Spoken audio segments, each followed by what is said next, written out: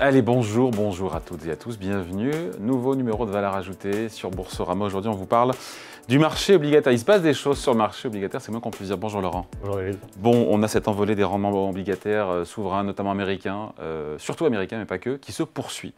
Avec des taux d'intérêt sur les bons du Trésor américain, l'actif le plus sûr au monde, qui s'approche quand même, on est à quelques encablures, des 5%. Est-ce qu'on se dit quoi? On se dit attention, danger maintenant?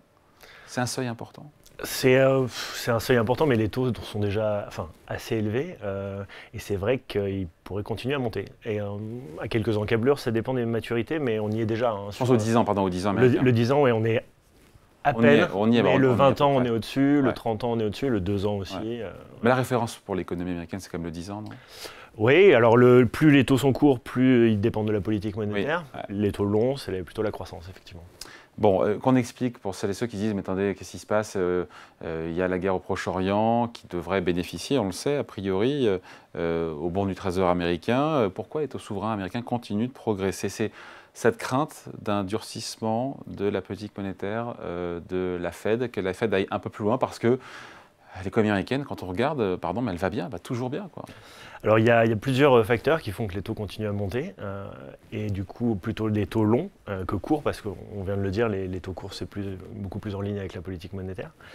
Il y a des facteurs fondamentaux et des facteurs techniques. Du côté fondamental, effectivement, l'économie américaine se porte plutôt très bien, et plutôt très résiliente après quand même le cycle monétaire, de resserrement monétaire le plus agressif des 40 dernières années. On voit que l'emploi se porte toujours bien, les ventes au détail sont toujours bonnes. Ouais. Et dans ce contexte-là, si on échappe à une récession, ce scénario de soft landing qu'on peut voir, bah, la courbe des taux ne peut pas rester inversée des années.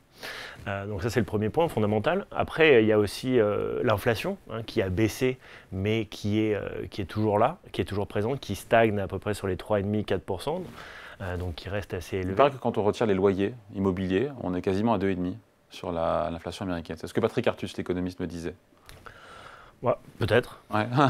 En tout cas, la Fed, ce qu'elle regarde, c'est l'inflation globale. L'inflation, elle est toujours à 3,5. Exactement. Et avec la flambée des prix du pétrole de 30% déjà depuis fin juin, ouais. Et avec ce qui se passe au Moyen-Orient, qui est avant toute chose un drame, mais pourrait y avoir des tensions sur les matières premières, et donc une inflation qui pourrait continuer à stagner, voire peut-être même remonter. Et donc des taux plus élevé en ce sens-là. Et puis, on a aussi, du côté fondamental, cet aspect de reconstitution d'une prime de terme, c'est-à-dire pour compenser l'incertitude. On voit qu'il y a on ne voit plus depuis longtemps. On pensait qu'elle avait disparu, cette prime de terme. Ça en prend plus de risques en prêtant à 10 ans, en théorie, puisqu'il peut se passer plein d'événements, plus qu'en prêtant à 1 an. Donc, quelque part, c'est un retour à la normale. Hein. Exactement, un retour à la normale. Et là, l'incertitude se fait vraiment grandissante avec ce qui se passe en géopolitique et en macroéconomie. Et après, le côté plus technique, c'est le financement du déficit budgétaire. Et là, on est américain. Quand même américain, puisqu'on parle des taux vraiment américains. Et là, on attaque un gros morceau, parce que le déficit budgétaire n'a jamais été aussi élevé aux États-Unis en dehors des temps de guerre et de très forte récession. On est quand même à quasiment 34 trilliards de dettes. La semaine dernière, ils en ont émis pour 40 milliards. Il y a eu une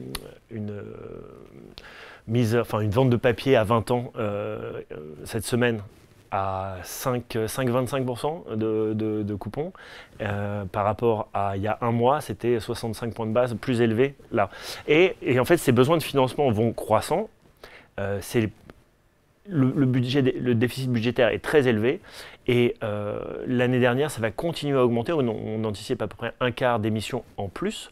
Et donc, il va falloir qui les achète. Et d'un côté, on regarde les acheteurs traditionnels de la dette américaine, ceux qui sont, on va dire, insensibles au prix. On va avoir la Réserve fédérale, on va avoir... Mais qui n'achètent plus. Ouais. On va avoir les banques régionales américaines, voilà, et on va avoir les investisseurs étrangers, chinois et japonais notamment. Ces trois-là n'investissent plus ou baissent très fortement leurs investissements, notamment... Pour des raisons différentes. Pour des raisons différentes et variées. Maintenant, les nouveaux investisseurs qui vont, eux, être sensibles au prix, on va avoir les fonds de pension, on va avoir les sociétés de gestion et les hedge funds. Eux vont demander un surcroît de rémunération. Et il va falloir payer le prix pour pouvoir émettre cette dette-là. Et donc effectivement, pour ces facteurs à la fois fondamentaux et techniques, les taux longs ont pris à peu près 150 points de base, donc 1,5% de hausse depuis avril, si on regarde le 30. On ne le dit pas assez, mais pour ceux qui en avaient en portefeuille, les bons du Trésor américain, actifs le plus sécurisé, le moins risqué au monde, sur toute la hausse depuis 18 mois sur les taux à 10 ans américains, mais la perte, elle est monumentale. Je n'ai pas le chiffre en tête. Bah, si juste on se base sur avril, là, avril à aujourd'hui quasiment, c'est donc 150 points de base, 1,5% de hausse sur du 30 ans. Ouais. Un calcul très simple, ça fait à peu près dans les moins 45%. Sur du 30 ans, Voilà. Mais on est... C'est colossal. C'est colossal, c'est-à-dire qu'on est... Je ne sais pas si c'est du jamais vu d'ailleurs, je ne sais pas si dans l'histoire... Enfin, c'est... Il y a eu des épisodes évidemment, mais c'est vrai que là on est dans les mêmes ordres de grandeur que des pertes actions pendant la crise de 2008. C'est à peu près la même chose, sauf que, oui. comme vous l'avez dit, c'est censé être l'actif le plus sécurisé au monde. Ouais.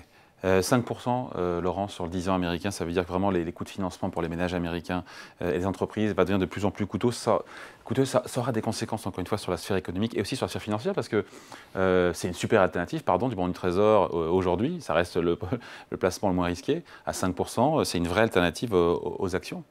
Alors, effectivement, on a déjà vu les dégâts que peuvent causer une hausse des taux. On l'a vu avec les banques régionales américaines cette année. Ouais. On l'a vu l'année dernière avec les fonds de pension au UK, avec le mini-budget de Truss, le stress qu'il peut y avoir. En fait, c'est un peu, quand vous avez une remontée comme ça des taux, c'est un peu comme de la pêche à la dynamite. Vous lancez un bâton de dynamite, ça explose, au début il ne se passe rien. Après, vous avez les petits poissons qui remontent, et puis un certain temps après, vous avez la baleine qui émerge. Et effectivement, on le voit, cet assèchement de liquidité, ce resserrement des conditions de financement, qui aussi assèche la liquidité, notamment fondamentalement, mais aussi techniquement, si on a une liquidité qui va vers le financement du déficit.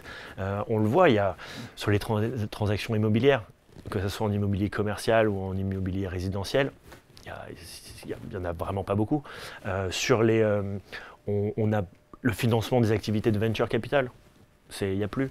Le marché des introductions en bourse. Quasiment plus. On voit en private equity, vous avez les valorisations des boîtes qui restent stables, mais des EBITDA qui baissent. Donc on garde la valeur d'entreprise juste par expansion des multiples, qui dans un monde où les taux montent, ce n'est pas vraiment une bonne idée. Donc on voit commencer à émerger des difficultés de refinancement, de financement.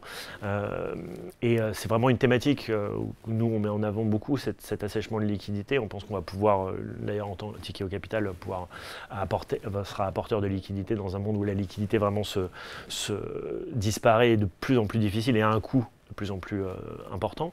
Et donc aujourd'hui, cette notion de soutenabilité de la structure de capital des entreprises, qui pour bon nombre d'entre elles ont bénéficié de taux très bas pendant de nombreuses années, quand il va falloir refinancer la dette, si vous arrivez déjà à la refinancer et que vous la refinancez, vous passez avec le risque d'un accident de crédit.